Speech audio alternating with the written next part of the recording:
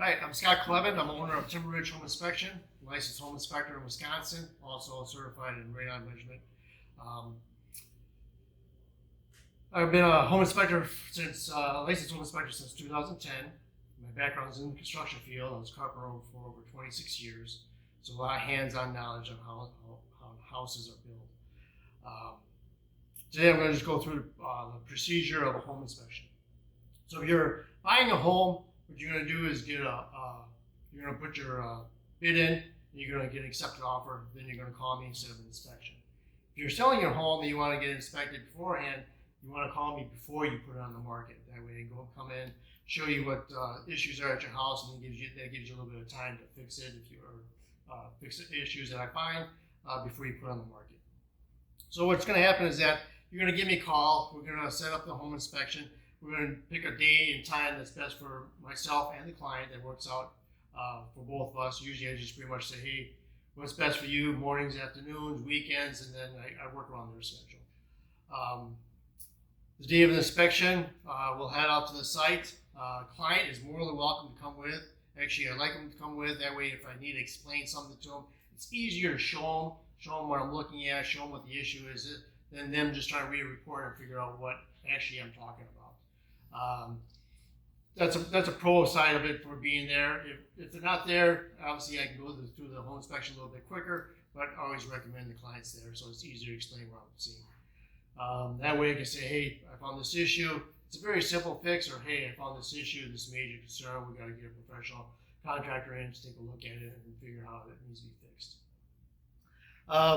Once we're on site, I start on the exterior. I'll check out the driveway, the walkways, the landscaping around the house, anything on the exterior of the house, the siding, the windows, the trim, the soffit, the fascia, the gutters, the ACs on the outside usually. So I check out the age at that time and what kind of condition it is in. I'll head over to the garage, do the same type checks, exterior, interior. Then I'll check both roofs.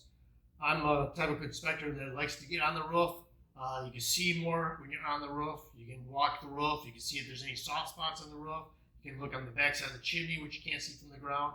So I'm one of the inspectors that really likes to get up on the roof, check out the roof. If I can't get on the roof because maybe the weather or the pitch of the roof is too steep, always get my ladder up against the eave of the roof so I can check out the roof close enough, because really from the ground, it's a lot different than once you get up close to the roof to see exactly what's going on. As soon as I'm done, I'll head inside. I start with all the exterior doors, make sure everything's operating, then I'll start in the kitchen. I check out countertops, cabinets, plumbing, electrical, windows, doors, any kitchen appliances left behind. I'll check those out, make sure they're operating properly. I don't usually tell the age. I usually take a picture of the serial number. If you want to check out what the age is, you can look at it with the serial number. But I just am there to make sure that they're operating properly. Then I just go room to room, do the same type checks, do the flooring, ceiling, walls, any accessible windows I open, any accessible outlets I check. So I'm very thorough in each room. Go into the bathrooms, check out the plumbing, I run the sinks, run the toilet, run the tub, shower, check out make sure all the plumbing's operating properly, nothing's leaking, there's nothing's plugged. And if there's any, windows or doors or cabinets, I check all those things out at that time. If there's 2 levels, I do that for both levels. As soon as I'm done, I'll head down the basement. And at that time in the basement, I check out foundation walls, flooring, floor joists, subflooring, anything that's accessible, I'll be checking out in the basement area. Sump pump, make sure it's operating properly for you, make sure it's draining properly. And then I go to the mechanics. I check out the furnace, make sure that it's operating. I run it through the thermostat, make sure that it's operating properly. Water heater. At that time, with the mechanicals, I also tell you the age of the mechanicals for those. I can tell those by the serial number. Operate the water heater, make sure it's operating properly. And the last thing is the electrical panel. I'm in the electrical panel. I'm actually taking the cover off, looking at the wires, make sure that they're properly sized, make sure there's no water issues in there, no electrical issues, no melting, no fire issues. It's amazing what you find once you get inside the electrical panel. That panel looks really nice until you take the cover off. You don't know if Handyman Joe was in there and he wired it double tapped and just I've seen some crazy stuff, or even mice, big giant mice nests in there. So these are items that need to be looked at that you don't see when you're walking through. The last stop is in the attic, which is obviously the funnest. I always check out the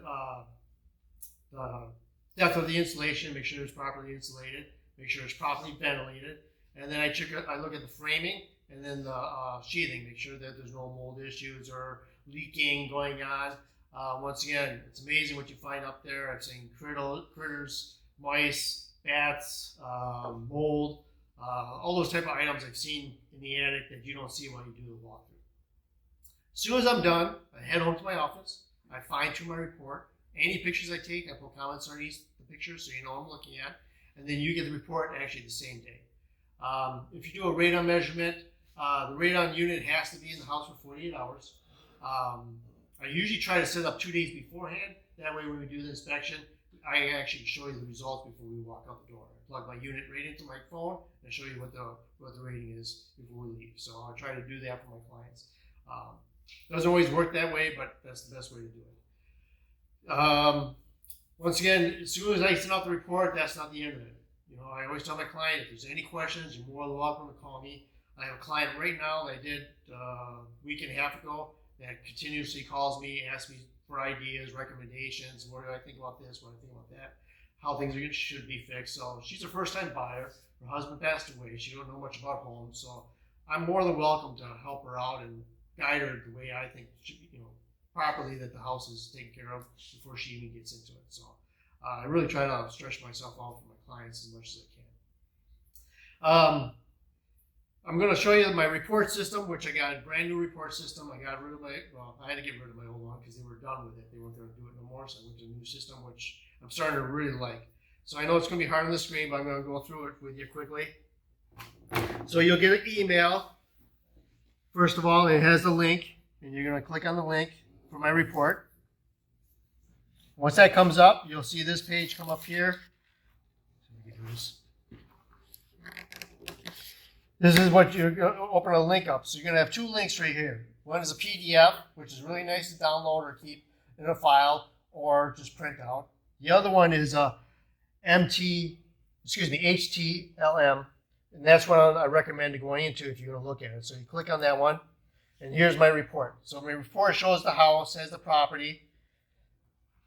It'll tell you the client's name, tell you what time we did the inspection.